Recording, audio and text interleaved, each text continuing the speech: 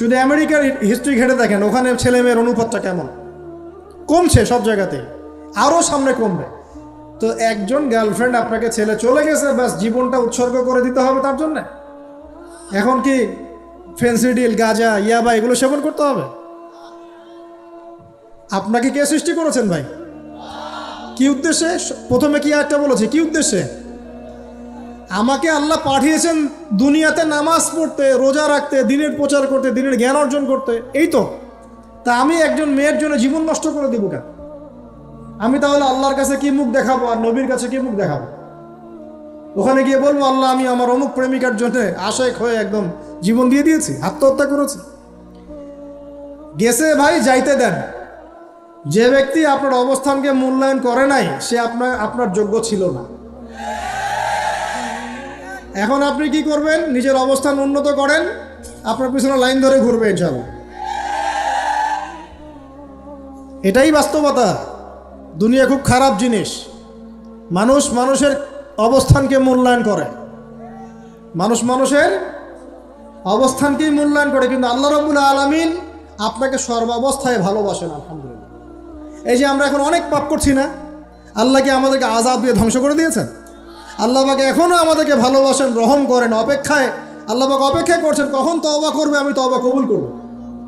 এই কখন আমার বান্দা খালি একবার বলে আস্তাগফিরুল্লাহ, আল্লাহ পাক সাথে সাথে মাফ করে দেবেন ইনশাআল্লাহ। আর সেই আল্লাহকে ভুলে আপনি কার পিছনে ছুটছেন? আমরা কিন্তু নিয়াত করতে পারি ভাই যে আমরা যারা ওয়াজ শুনলাম জীবনে কোনোদিন সিগারেটে হাত দিব না ইনশাআল্লাহ। রাজি আছি ভাই? অন্য বড় বড় জিনিস তো বহুত দূরের কথা। আচ্ছা, অনেকে রাজি হয় নাই কেন? আপনারা কি অলরেডি আসক্ত? আমি অনেক ভাইকে দেখেছি মাশাআল্লাহ ইফতার খুলেই একদম বেনসন টানা শুরু করে। হ্যাঁ, এটা যে হারাম আপনাদের কেউ ওয়াজ করে শোনায় নাই? এটাকে কি মনে করেন আপনারা, হারাম না হালাল? কেউ বলেছে মাকরু, নাকি মাকরু ফতোয়া দিয়েছে? মাকরুহ শব্দের অর্থ জানেন আপনি? মাকরুহ শব্দের অর্থ কি একটু শোনেন। সূরা বনী ইসরাইল খুলবেন। কোন সূরা? সূরা বনী ইসরাইল। আল্লাহ পাক বলছেন আমি বনু ইসরাইলকে এই কাজগুলো করতে নিষেধ করেছিলাম।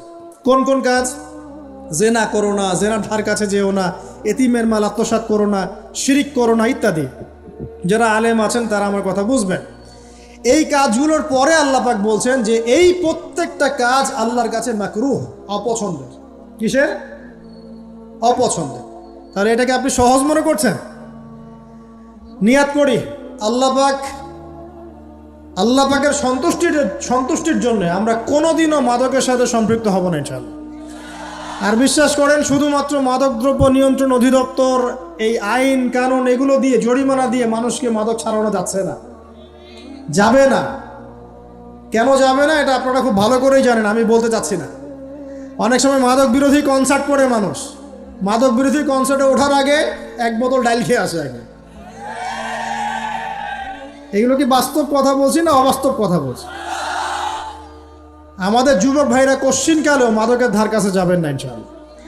একটা হাদিস খালি মনে রাখেন, একটা, এই হাদিসটা মনে রাখেন। নবী সাল্লাল্লাহু আলাইহি ওয়াসাল্লাম বলেছেন কেউ যদি মাদকদ্রব্য সেবন করে তার 40 দিনের নামাজ কবুল হবে না। সিগারেট একটা খেয়েছি, 40 দিন নামাজ নাই। এরপর যদি সে তওবা করে আল্লাহ মাফ করে দিবেন ইনশাআল্লাহ। আবার যদি মাদক খায় আবার 40 দিন কবুল হবে না। যদি আবার তওবা করে আল্লাহ মাফ করে দিবেন। আবারও যদি খায় আবারও 40 দিন কবুল হবে না, আবারও তওবা করলে আল্লাহ আবার মাফ করে দিবেন। চতুর্থবার সে যদি মাদক খায়, আল্লাহ রসুল সাল্লাল্লাহু আলাইহি ওয়াসাল্লাম বলছেন আল্লাহ পাক কিয়ামতের মাঠে তাকে তিনাতুল খাবাল পান করাবেন। কি পান করাবেন? তিনাতুল খাবাল। সাহাবীরা বললেন ইয়া রাসূলুল্লাহ এটা কি? তিনাতুল খাবাল কি? নবী সাল্লাল্লাহু আলাইহি ওয়াসাল্লাম বলছেন এটা হচ্ছে জাহান্নামীদেরকে আযাব দেওয়ার পর তাদের রক্ত মাংসের যে পুঁজ বের হবে, এই যে ড্রিঙ্কস, জাহান্নামের হার্ড ড্রিঙ্কস, এই ড্রিঙ্কসের নাম হলো তিনাতুল খাবাল। আল্লাহ পাক আমাদের সবাইকে মাদক থেকে বাঁচিয়ে রাখেন। হতাশা মাদক দিয়ে দূর হয় না। হতাশা দূর হবে, বলে দিব, 3টা জিনিস, মাত্র 3টা। কয়টা ভাই? 1, 5 ওয়াক্ত নামাজ। 1 কি? নামাজে আপনি অজু করে সিজদা দেন, ইনশাল্লাহ আপনার মনে প্রশান্তি না আসলে আমাকে এসে বলেন যে আসে না, চোখের পানি, মনের আবেগ যা আছে আপনার ভিতরে, কষ্ট, দুঃখ, যন্ত্রণা, সব আল্লাহকে ঢেলে দিবেন ইনশাআল্লাহ। নিজের আবেগ ধরে রাখবেন এখানে, আপনি আল্লাহর জন্য ঢেলে দিবেন। মানুষকে আবেগ দেখায় কি লাভ? মানুষ আপনার চোখের পানির মর্ম বুঝবে? মানুষ কি মানুষের চোখের পানির মর্ম বোঝে? আপনার পিতা যদি মারা যায়, আমার কাছে এসে দোয়া চান কান্নাকাটি করে, আমি দোয়া করতে পারবো, কিন্তু আমি কিন্তু আপনার ফিলিংসটা বুঝতে পারবো না। আপনার অনুভূতি কে বুঝতে পারবেন? আল্লাহ পাক আপনার ঘাড়ের রগের চেয়েও কাছে আছে। সুবহান আল্লাহ পাক ঘাড়ের রগের চেয়ে কাছে আছে। গতকালকে বাংলাদেশের একজন বরেণ্য আলেমের সাথে একটা কনফারেন্সে ছিলাম। উনি বলছিলেন যে এক ব্যক্তি, এটা শোনেন, এক ব্যক্তি খুব তার শখ যে তিনি সাহাবীদের মতো নামাজ পড়া শিখবেন। কথা বুঝতে পারছেন? সাহাবীদের মতো নামাজ শিখবেন। তো একজন বরেণ্য আলেমের কাছে এসেছেন, এসে বলছেন যে আমাকে সাহাবীদের মতো নামাজ শিখিয়ে দেন। তখন সেই আলেম আরেকজন আলেমের সন্ধান দিয়েছেন যে তুমি তার কাছে যাও, তিনি শেখাবেন।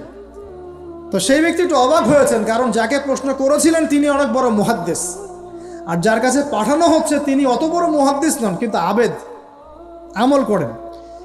তাকে গিয়ে বলছেন উনি আমাকে পাঠিয়েছেন সাহাবীওয়ালা নামাজ শিখিয়ে দেন। তখন তিনি বলছেন ঠিক আছে, সুন্দর করে অজু করে আসো, সুন্দর করে অজু করে আসো। অজু করার সময় খালি খেয়াল রাখবা যে আমি অজু করছি শুধু আল্লাহর সন্তুষ্টির জন্য। কি খেয়াল রাখবেন?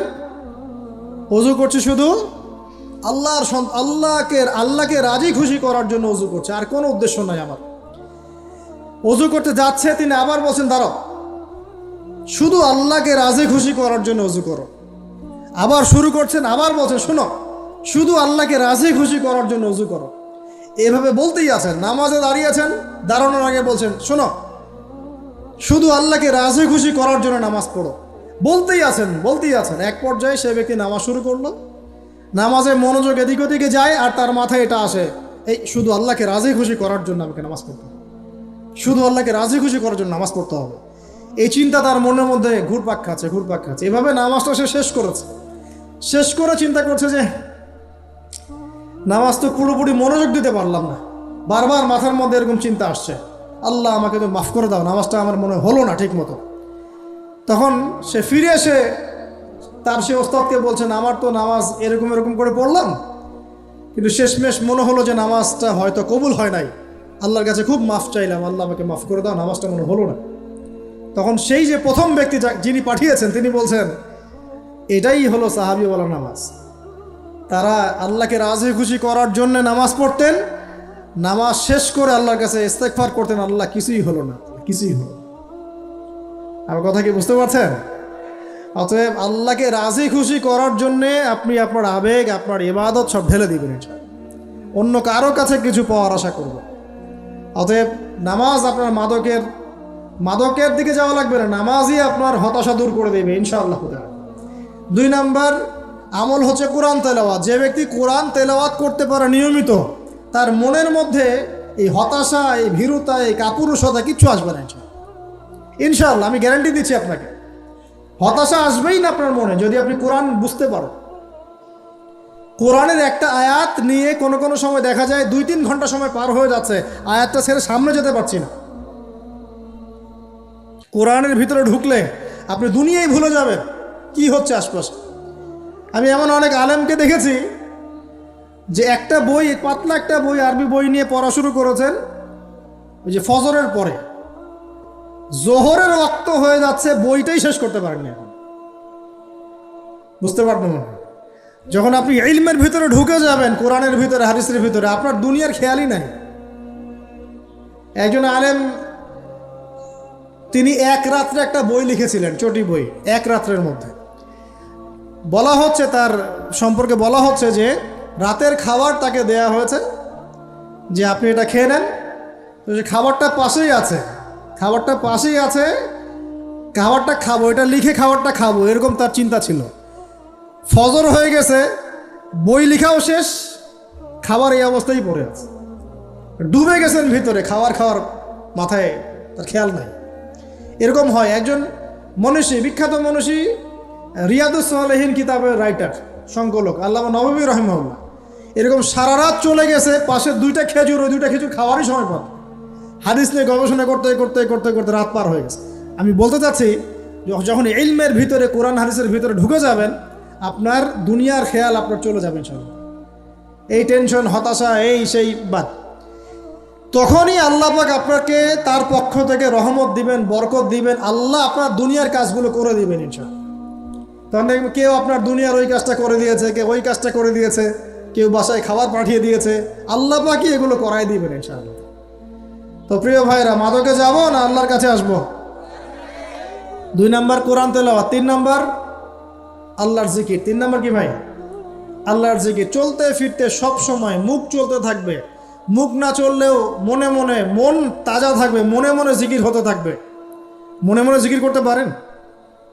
মুখ নড়বে না, কিন্তু মনে মনে আপনার একটা জিকির হতে থাকবে, সুবহানাল্লাহ ওয়া আলহামদুলিল্লাহ, লা ইলাহা ইল্লাল্লাহ, আল্লাহু আকবার। পারা যাবে?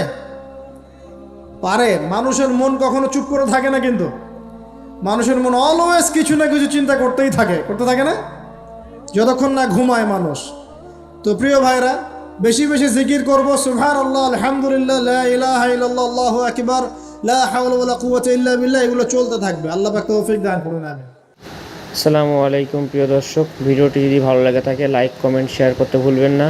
আর এই ধরনের নতুন নতুন ভিডিও পেতে আমাদের চ্যানেলটিকে সাবস্ক্রাইব করে রাখুন। দেখা হচ্ছে পরবর্তী ভিডিওতে।